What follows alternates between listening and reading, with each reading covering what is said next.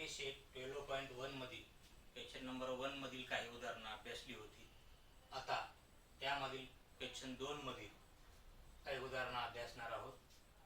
Question 2, solve the following equation. खालील समीकरणे सोडवा. त्यामधील पहिलं उदाहरण 1. 17p - 2 बरोबर 49. 17p - 2 = 49. मग यामध्ये वजा समीकरणाच्या डाव्या बाजूमध्ये लेफ्ट हँड साईडला -2 ही किंमत आहे, म्हणून ती किंमत त्याच्या विरुद्ध चिन्हांची किंमत म्हणजे +2 ही आपल्याला दोन्ही बाजूमध्ये ऍड करावी लागेल, अधिक करावी लागेल. On adding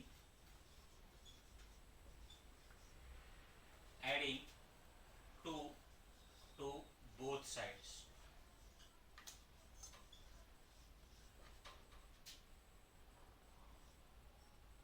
(17p - 2 + 2 = 49 + 2.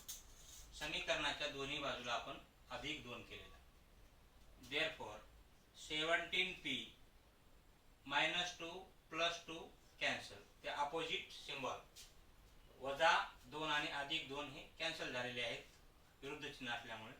= 49 + 2 51. आता या ठिकाणी 17 गुणिले p, 17p म्हणजे इथे गुणाकाराचं चिन्ह आहे, मल्टिप्लिकेशनचं. मग 17 इकडे येऊन काय होतील, डावीकडून उजवीकडे जाताना ते भागाकारामध्ये जातात, डिवाइड करावं लागेल. म्हणून p = 51/17. मग 17 ने 51 ला भाग द्यायचा. 17 × 1 = 17, 17 × 2 = 34, 17 × 3 = 51, 17 × 1 = 17, 17 × 2 = 34, 17 × 3 = 51. Therefore p = 3. म्हणून p बरोबर 3 किंमत आलेली आहे.